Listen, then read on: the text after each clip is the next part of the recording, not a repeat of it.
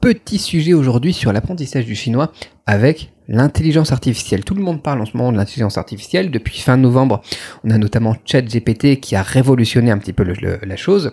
Alors qu'avant, on avait d'autres outils, mais qui étaient beaucoup moins pratiques et qui permettaient pas à monsieur tout le monde de bosser donc avec l'intelligence artificielle depuis sa cuisine.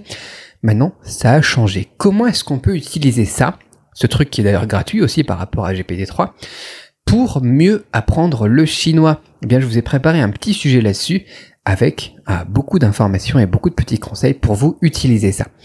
D'ailleurs, si ça vous intéresse, je vais vous développer un petit peu tout ce que vous pouvez faire dans les contenus qui seront dans la description de cette vidéo. Là, je vais vous expliquer un petit peu ce que vous pouvez faire pour voir comment le faire techniquement. Ça sera en dessous. Voilà. ChatGPT, par exemple, vous pouvez le questionner pour lui demander des conseils. Voilà, la plupart des gens, ils utilisent ça comme ça. Tu vois, ChatGPT un petit peu de manière basique. On va dire, donne-moi des conseils pour mieux apprendre le chinois, donne-moi des conseils pour mieux apprendre une langue, etc. Des trucs bateaux, tu vois. Mais si tu vas plus loin, en fait, tu peux le faire travailler sur chacun de ces concepts, et là, ça va te donner des choses vraiment extraordinaires. Par exemple, tu vas apprendre du vocabulaire, plutôt que de lui dire, voilà, comment mieux apprendre du vocabulaire, machin chose, et là, il va te sortir un truc qu'il a recyclé de toutes ses connaissances, tu vois.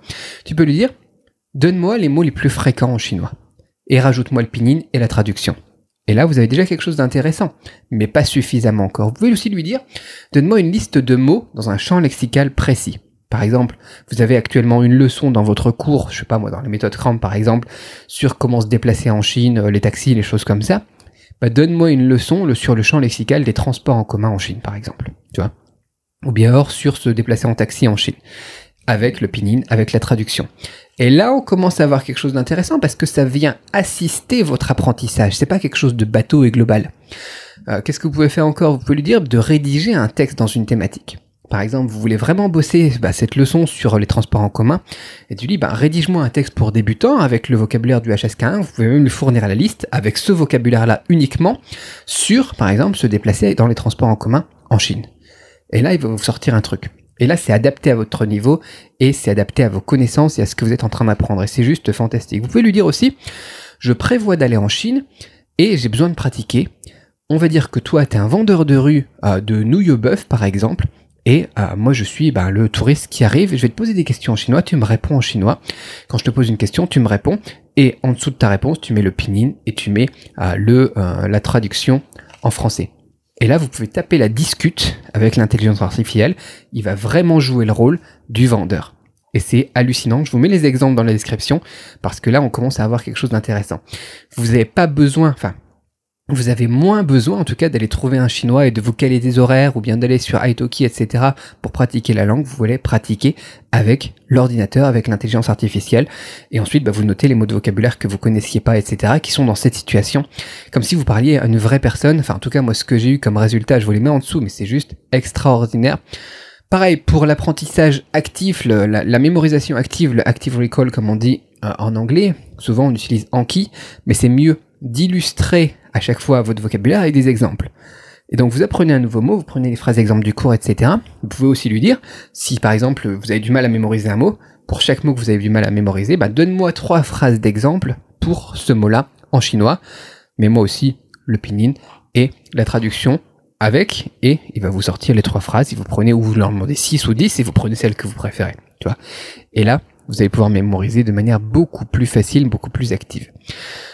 Et encore une fois, vous allez pouvoir adapter ça aussi, l'apprentissage de la langue. L'anglais d'ailleurs, l'allemand ou n'importe quoi, le chinois, ça marche. Ça marche pour tout, avec les choses qui vous passionnent. Parce que c'est le problème des formations globales, la méthode Cramp. Pourquoi est-ce qu'on s'arrête au niveau HSK4 ? Parce qu'on a un bon tronc commun.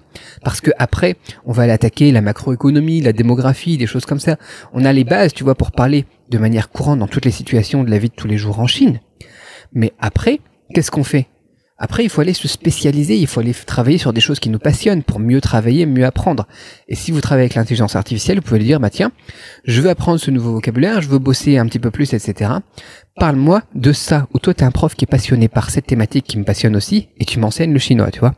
Et là, il va vous sortir des trucs. Et forcément, avec des émotions comme ça, avec des choses que vous aimez, vous allez forcément, mieux apprendre. C'est vraiment, vous reprenez en fait tous les exemples que je viens de vous citer dans cette vidéo, vous ajoutez maintenant cette passion que vous avez, ces choses qui vous intéressent, Et bah là, c'est la cerise sur le cajou, quoi. Vous avez tout ce qu'il vous faut.